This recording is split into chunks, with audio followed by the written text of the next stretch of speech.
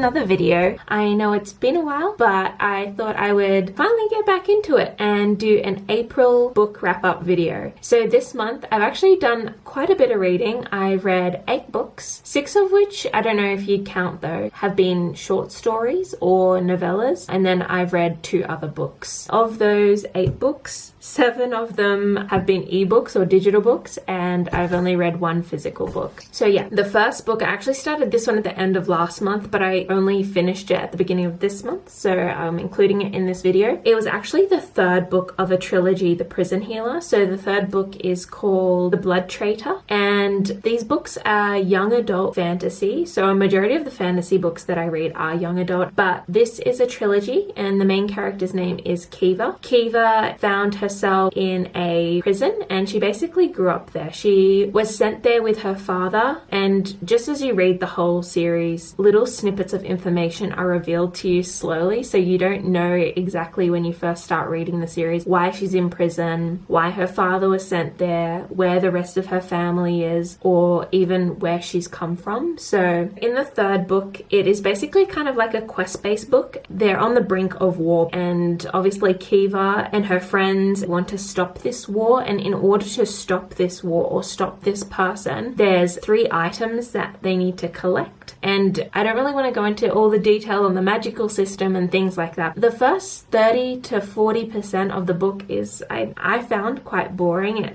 I struggled to pay attention. I ended up listening to a lot of it on audiobook. But throughout the book, the main themes I would say is found family, and there is a subplot of romance which carries on throughout actually the whole trilogy. And it was really nice to see in this last book, you kind of see Jaren and Kiva kind of rekindle their relationship, because in the 2nd book they kind of ended on really bad terms. So the relationship between Kiva and Jaren is what most people, I guess, reading the trilogy would be rooting for. So I gave this book what did I rate it? Did I rate it 3 or 4 stars?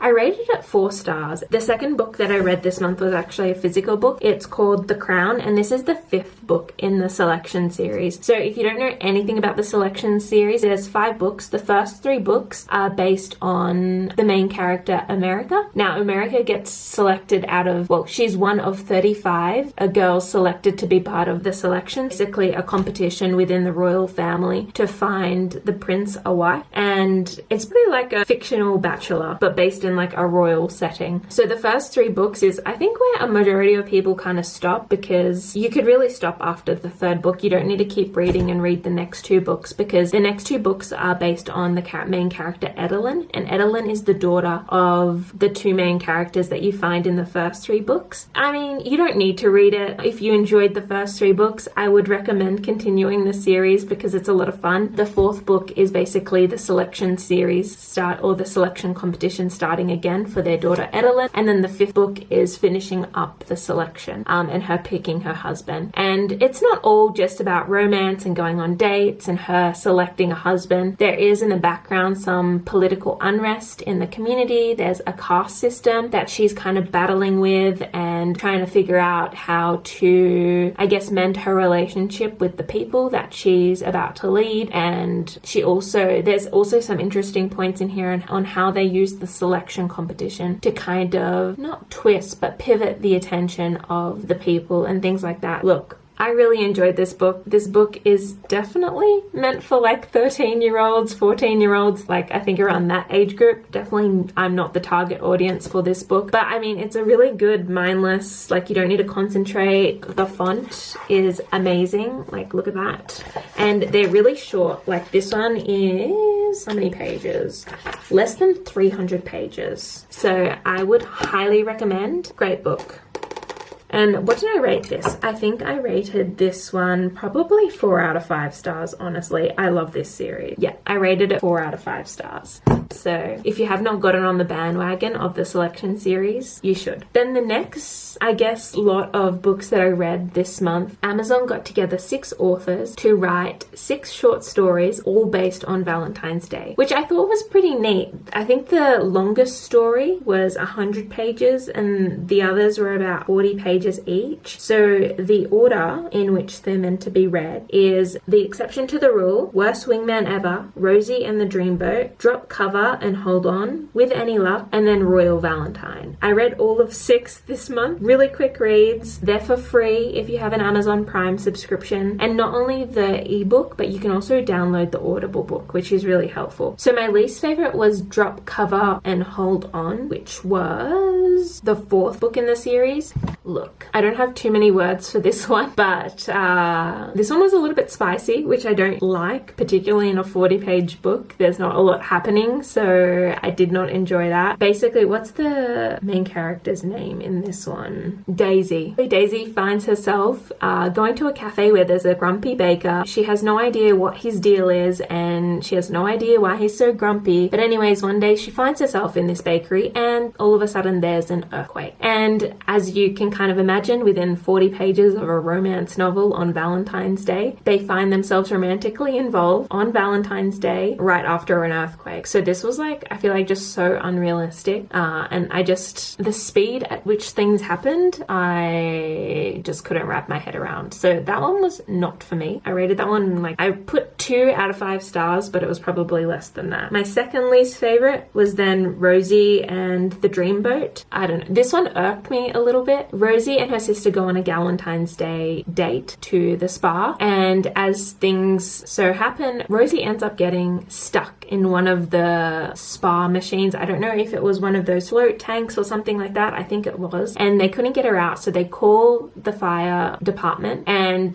the firefighter couldn't get her out. And whilst all of this is happening, obviously the firefighter is talking to Rosie stuck in the machine. And I just, it irked me so much, because the conversation that had happened, I don't think would ever be acceptable and would never ever happen between an emergency personnel and the person they are trying to rescue. I got cut off. But anyways, the conversation between them was just so inappropriate, and obviously it ended up ending with a romantic relationship, which again is just so inappropriate. So that story just irked me a lot. And then the next one is With Any Luck. With Any Luck is number 5 in the series, and this one is a forced proximity kind of situation. It starts off with a wedding. So the female main character's best friend is getting married, and she's not the best man, but she's the best woman for the groom. And the bride has not a maid of honor, but basically a male maid of honor. So as you can imagine, they're at the wedding. They're not necessarily enemies, but they kind of dislike each other. They're just there supporting their best friends, and then due to the forced proximity of the whole situation, I don't want to reveal too much about it, but basically they're forced to work together to work at this problem that they've encountered, and through that end up in a romantic relationship. So I like the whole forced proximity, and that the fact that there's not necessarily enemies to lovers, but they didn't like each other, and then through a difficult situation they ended up liking each other. But yeah, probably a bit overdone in terms of stories or plots. And then now moving more into my favorite ones. So Royal Valentine, I don't know why this one felt a little bit nostalgic to me. It kind of reminded me a little bit of Lizzie McGuire or Sabrina Goes to Rome or something like that. Basically, it's royals in Rome. So the main princess, I think her name's Princess Ilaria, she's in Rome and she just wants a holiday. She wants some time away from paparazzi. She wants time away from her duties. She switches identities with one of her employees and wants to explore Rome, wants to be a tourist. But I think she was feeling unwell. She had a headache or something like that. She took some pills and it ended up being, if you hear that scratching, it's Ruby getting comfortable in her bed down here.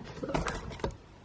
She wanted an actual holiday, but she took medication that ended up being medication that made her drowsy. And then the male main character ended up finding her, took her back to the apartment, and he ends up playing tour guide for her trip in Rome. They end up having an encounter with paparazzi, and the whole story unfolds. And it was a lot of fun. People hated this one, or they just thought it was too cliche or whatever. It was too cheesy, but I really enjoyed it. So that was one of my top ones. So then my next favorite book, The Exception to the Rule was by Christina Lauren, and I have read some of her books before, so I was excited to read this one. And this one is accidental emails back and forth. So I found it a lot of fun, and every Valentine's Day for I don't know how many years, they just email each other to see how each other's going. And as the romance develops, I guess it's not romance to begin with, it's just emails back and forth, and they have other relationships in between. It just keeps on going until they finally get to meet, and I guess the rest is history. But I really enjoyed the email format. And then, which leads me to my favorite book, which was The Worst Wingman. Now, this one I loved a lot. I think it was like 100 pages, but I felt like,